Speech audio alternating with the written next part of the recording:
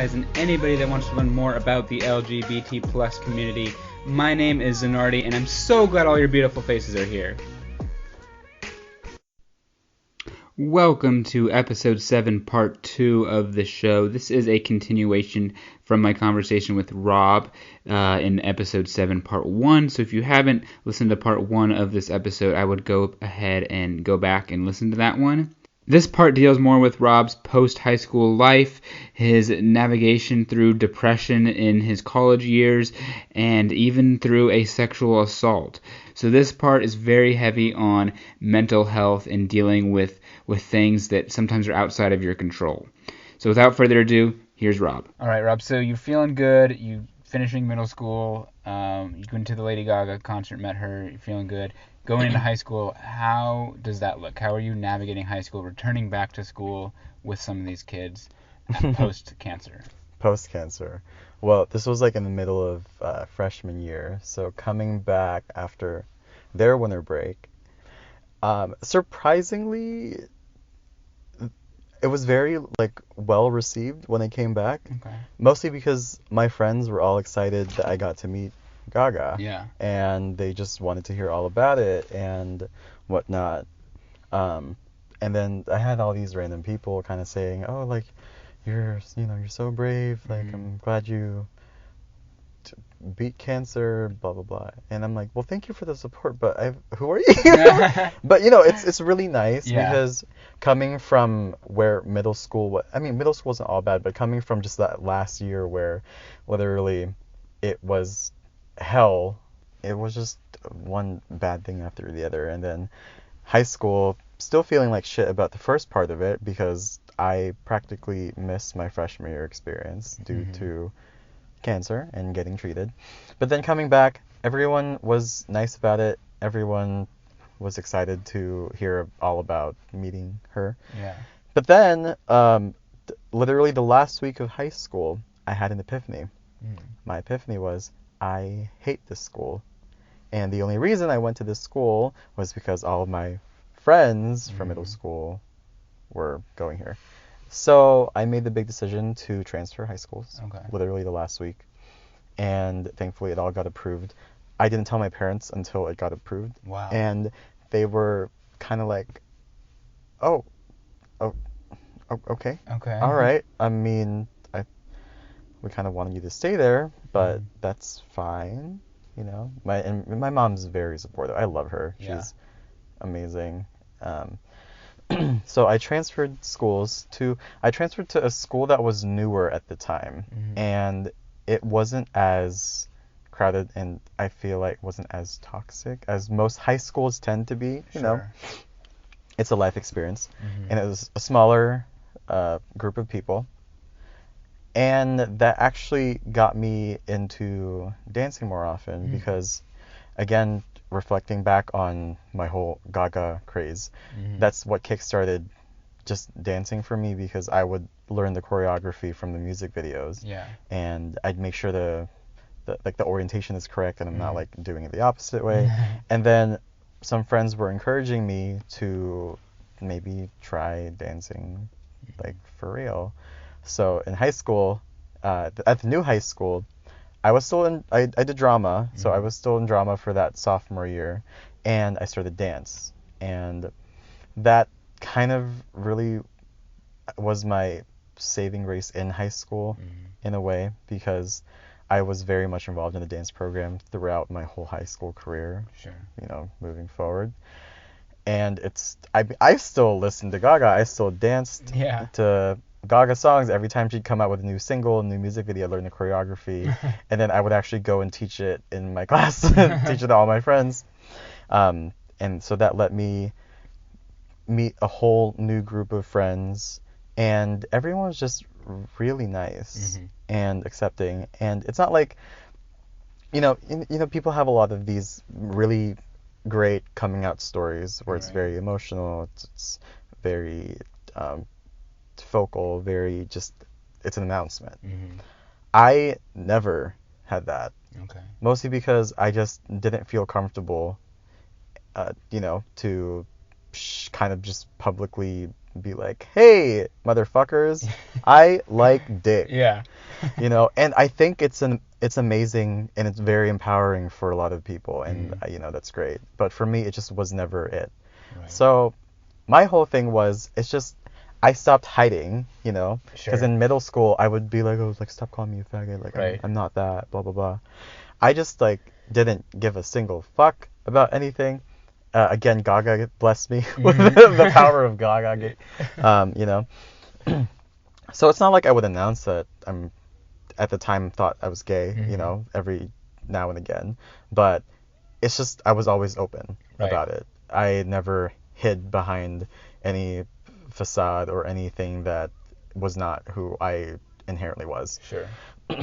And even in ASB, when I joined ASB, you know, surrounded by the popular kids, and there's a lot of kind of still, oh, like, you're this and that, but everyone was fine. I was just unapologetically myself, and if someone tried to clock me for being a certain way, I would just clock them right back. You know, because it's I noticed it quickly that life is too short to deal with that and hide, you know. And you know, if there are people who might be listening to this right now who are in their late 20s or even early 30s or maybe even mid 40s and they're still not out, you know what, like, that's fine, like, come out on your own terms, but just know that you have all these people in the world that support you and will be there for you, so don't ever feel afraid to do so. And obviously it's nobody else's place to out someone else, Right. as I have been outed back then. But I did really realize that, okay, like, there's no use in, for me, there's no use in hiding and denying and not living my best life. Right. You know, and I know it's kind of contradictory and a little hypocritical because my dad doesn't officially know. Yeah. But it's not like he doesn't not know. Sure. I mean, he lives with your mom, right? Yeah. Yeah. Do you think they've talked about it? Or... My mom's definitely told me that he would, like, ask here and there.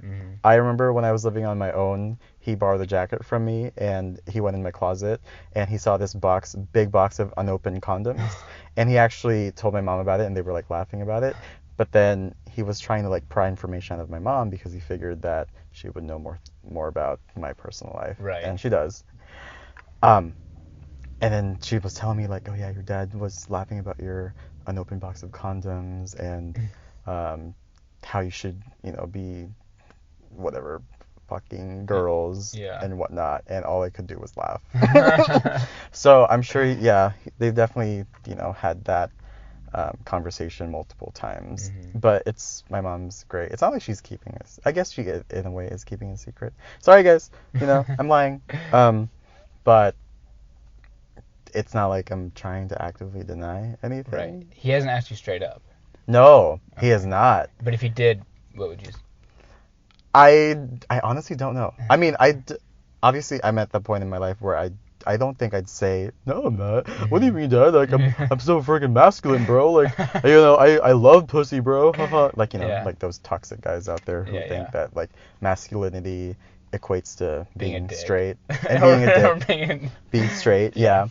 But actually, I've been wanting to tell him, but I wanted to tell him in a way that was a bit more meaningful to me, in the sense that if, I guess, manifesting, when I find a significant other who I love and care about, that's when I would tell him, because I would introduce him to my father, and I'd be like, hi, Dad, and hi, Mom, this is whoever. Right.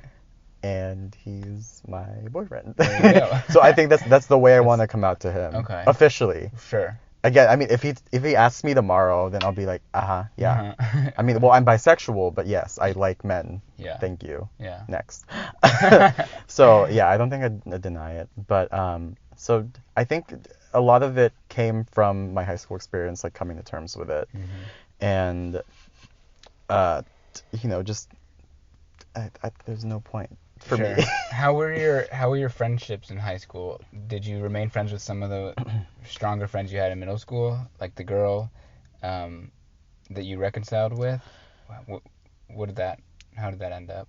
I did actually, but well, because funny enough, after I transferred, Mm-hmm. a good chunk of my friends also transferred, Oh, like nice. a year later. Okay. I don't think they were necessarily trying to copy me, but they just decided it was good. So I still had a lot of those connections, and Mm-hmm. obviously the ones that were not important or were not relevant or had any meaning, they kind of just fizzled out. Yeah. And if I run into them here and there, I'll just say hello, Mm-hmm. you know. Um, but so for the most part, all my friendships that were genuine and great Mm-hmm. stayed that way. Good. Maybe not as potent as they once were because I wasn't around them. Right. But then obviously I had new friends, Mm-hmm. and I really met a great group of people at that new high school that Mm-hmm. I'm still friends with now. And obviously I had a lot of, I mean, as most high schoolers are, I had a lot of acquaintances. And when you're in a class with somebody for, you know, a whole year, or at Yeah. least like if you have the block schedule, it's like a whole semester. Yeah. You kind of are forced to like them in a way, not all Sure. the time. At least be cordial. Yeah, just be cordial. So a lot of those people I don't speak to Okay. because they weren't my friends. Right. So, but for the most part, the ones that mattered still matter and are still around. Yeah. And through thick and thin, and right now, thick. So, Post holidays, people. post holidays, the perks of working a desk job. Very true. Yeah. And Korean barbecue. And Korean barbecue. Yeah. So what happens post high school? Where do you go to college? Ooh. I did for a bit. Okay. I'm still planning on going back, but Okay. that's just inner battles with. Oh, well, I guess I should mention that Mhm. the trauma from cancer came way later. Oh It no. was during college. So I was kind of just dealing with a lot of my own like mental health Mhm. issues, depression. Um, so it was really hard for me to focus on college because my mind was in the right place. Neither was my heart. So still trying to go back, but Was being gay a part of the struggle at all? Was there any yes, pent up? Okay. yeah. I mean, to an extent, but it was more. I should probably see a therapist. But do you want to be my therapist? No, but like I don't have the facilities for that now. Oh God, I guess I'll have to Venmo you some money right now. No, I think definitely. I mean, it's part of. I remember just kind of locking myself in the bathroom, sitting like on the toilet with the lid closed, obviously, because I'm classy, and just really just sitting there and just crying and not knowing what to do and just feeling so helpless. And I mean, so obviously that was a part of it, but then also just the whole cancer thing. Throughout my high school career, like it was great. It was all great, and I expressed my emotions through dance and met group of friends, whatever. But then at the end of the day, after all that was said and done, I still was kind of struggling with myself, and I'm just like, okay, what's wrong with me? I had such a great high school experience after transferring. Mm-hmm. I have amazing friends. Why am I feeling this way? Mm-hmm. And it sucks because me not knowing why I was feeling that way also contributed to me feeling that way and being more frustrated with myself, So, maybe it's also just really, really delayed trauma from dealing with cancer at such a young age. After dealing with my mom having cancer the year before, like straight up a year before. Yeah. So it's just honestly, if I couldn't pinpoint the main source or even what I was going through at that time period because it's a shit show, let me tell you. Yeah. So, and I think I've repressed a lot of those memories. But, I tried to get over it and I was on antidepressants, which helped for a bit. And, I guess my advice out there for people who are dealing with just struggling with their mental health, it's okay to admit that you need a form of help, whether it's talking to someone you trust, whether it's a family member or a friend, or seeking a therapist if you have the means to do so. I mean, it sucks that with the Insurance. the health insurance and whatnot. But if there's any way, shape, or form, and I mean, even without it, like, there are a lot of resources out there that do help. Like, I mean, the suicide hotline can help. The Born This Way Foundation by Lady Gaga and her mom, that's the whole reason it was founded. I just think that it's imperative for you to seek the issue and and for you to seek I guess, your saving grace. And if it's maybe you think pills will help because of a chemical imbalance, then consult your doctor, see what's safe.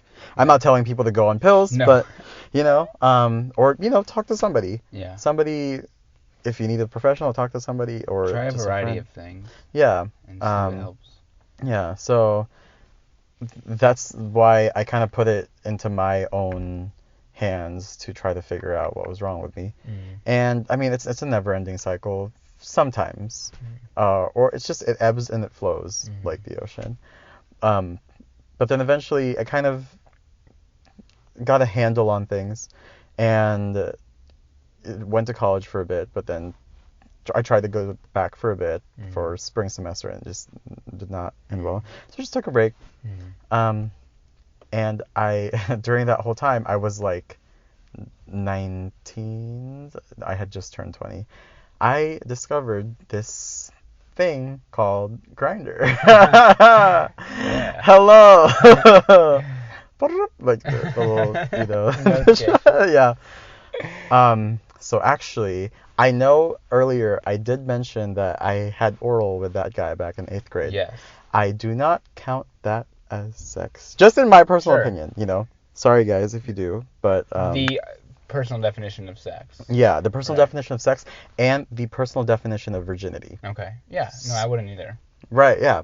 Because it's just like, little... It's oral. We touchy, call it oral for a reason. It's not, it's not actual sex. But then someone will probably, like, comment or argue, be like, well, it's called oral sex, so it's sex. But, in my personal opinion, in my life, I did not count that as sex. Sure.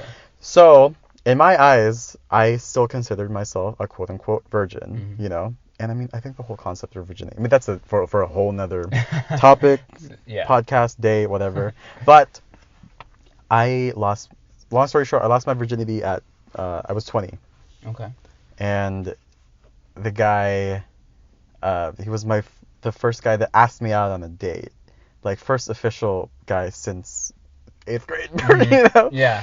A lot of firsts for that, too. First guy to ask me on a date. First kind of adult thing that I'm doing, like, is this a relationship? Like, what is this? Right. We were, whatever. And he took my virginity when it came to sex and anal and whatnot. And then he, this is going to sound dramatic, and it's just a hyperbole, but he broke my heart, Yeah. And it's a classic tale amongst our community. Amongst our community, especially at 20, barely 20. And I had no idea what to do or how to cope with that. And everyone was just telling me, oh, just hoe around, be a slut. So, I mean, it's not like I did. I mean, slut shaming, let's leave that in like 2008 or somewhere, But I, went on Grindr and not knowing what I was doing, I was getting hit up, whatever. So I started meeting guys or like coming over to guys' houses and doing things.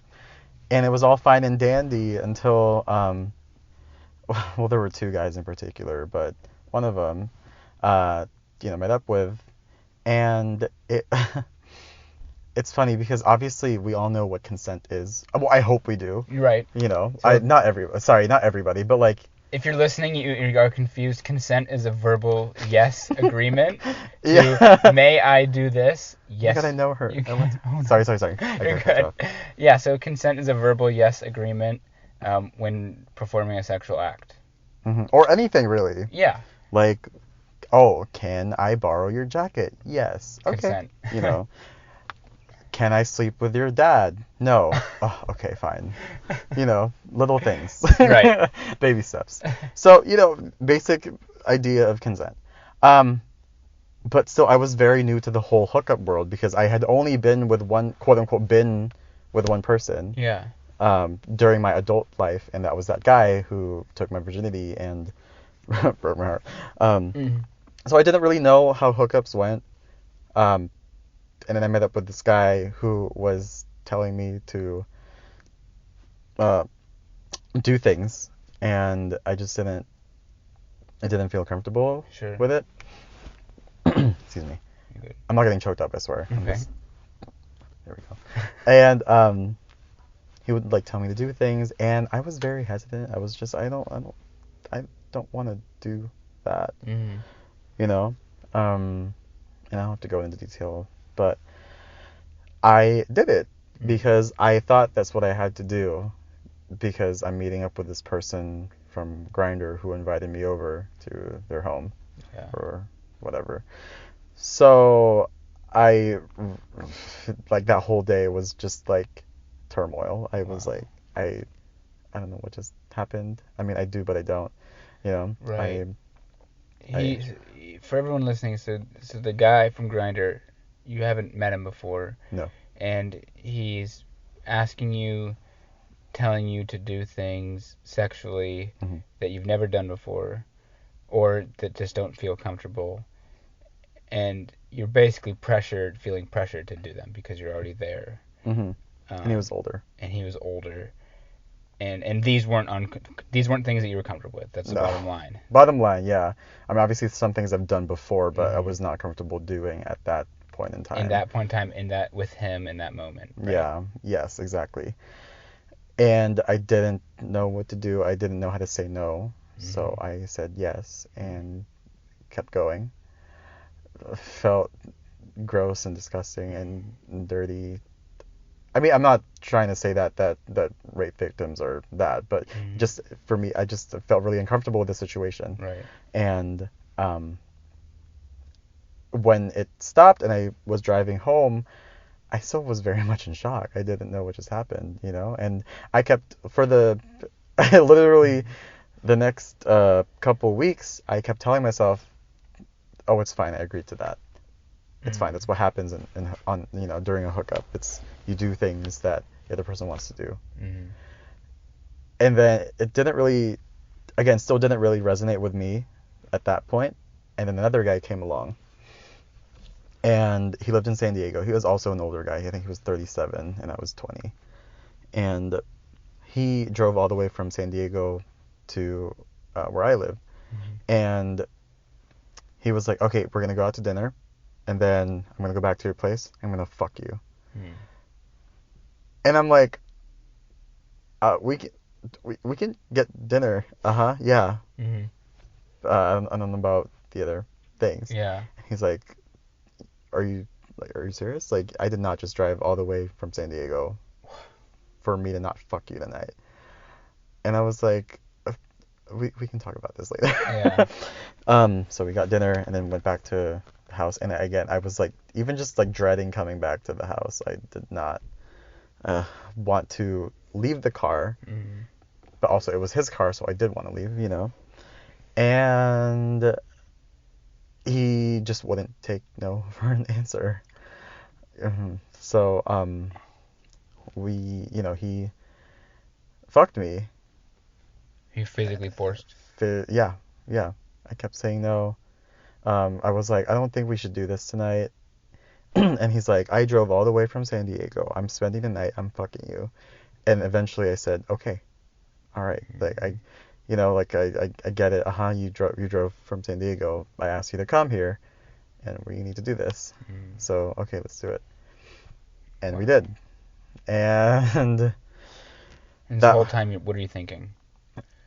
Well, I mean, I'm sorry. I don't want to claw into any. No, you're fine. Well, keep in mind, I was 20 and he was like 37, and he was like a military guy, so obviously much stronger than I was.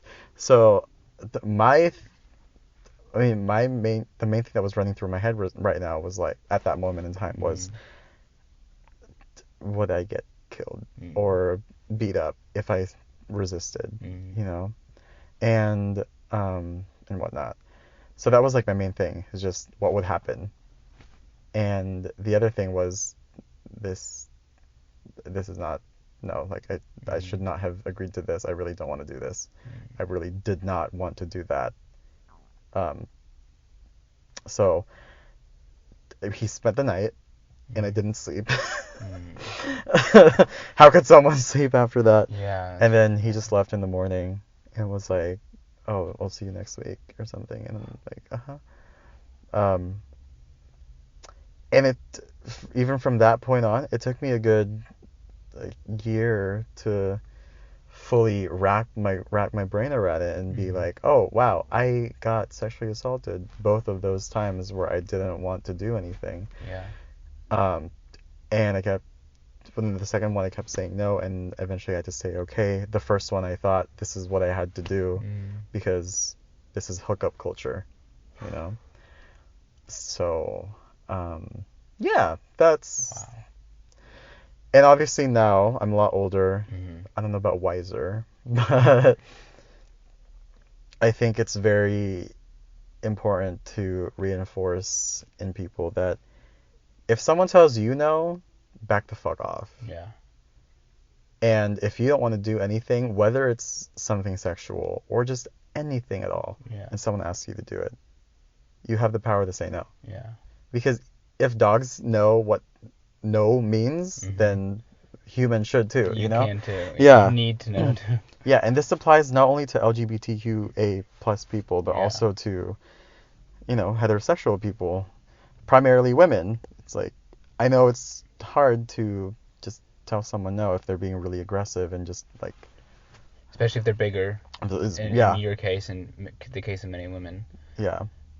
I was a little twink boy at the time, you know? So,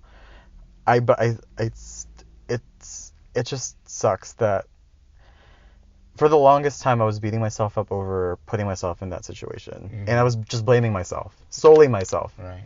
Telling myself that, oh, that's what you get for trying to quote unquote hoe around. That's what you get for you know, using that stupid app and meeting these older men because you wanted to feel something. So for the longest time that was my ongoing mental battle with myself, was this is your fucking fault, dude. Like, you deserve it, you know? Did you ever... It's fine. Did you ever tell anyone about the assault? Or... I told my friends, I think officially told my friends in 2017, because when I finally like came to terms with it, I told them like, this happened, you know? I'm gonna turn the light on. Okay.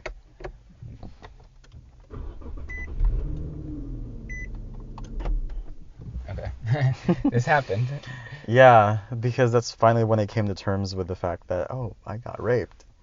And, you know, I think around that time, more and more awareness was, you know, coming up when it came to consent and came to sexual assault or any kind of assault. But just the main thing is consent. So that's when I finally came to terms with me not being at fault for it. You know, so that's the one main thing. It's like, if that happened to you, you know, that really sucks, but don't blame yourself for it. Right. And always feel like you're in a position to say no at any given moment. Even if you're in a committed relationship. You know, if your partner is trying to have sex with you and you really don't want to, you can say no. Yeah. Your body, your choice, you know? So 100% of the time. Yeah. So yeah, I mean, obviously now I feel a lot better. Obviously not about it. I still think sometimes I wish it didn't happen, but I'm also wishing that it didn't not happen. Right. It's just kind of a thing where, okay, this happened, I have to live with it now, you know? Yeah. But I'm not gonna have that drag me down and just constantly be crippling my self-esteem because Right. I'm always thinking about it, and I'm always being paranoid. So I've learned my lesson, and I just hope that people, don't put themselves in compromised positions like that. And even if they are, that they need to say no. And if they really don't want to do something, they need to say no. And it's funny because even nowadays, I still get guys from time to time that try to pressure me into doing something. And I'm like, no, I'm going home. Yeah. No, No. I don't want to do this. Like, you're not going to try to guilt trip me into doing anything Right. either, Like, I don't care. I don't want to do it. I'm not in the mood. No. No. Just no. So. Wow. Yeah. Rob, do you have any advice for anyone who is maybe struggling with their identity or trying to navigate their home life? Do you have any advice for anyone out there? I guess my advice, it's just hard because you never know how someone's home life is, or how dangerous of a situation it can be if they out themselves.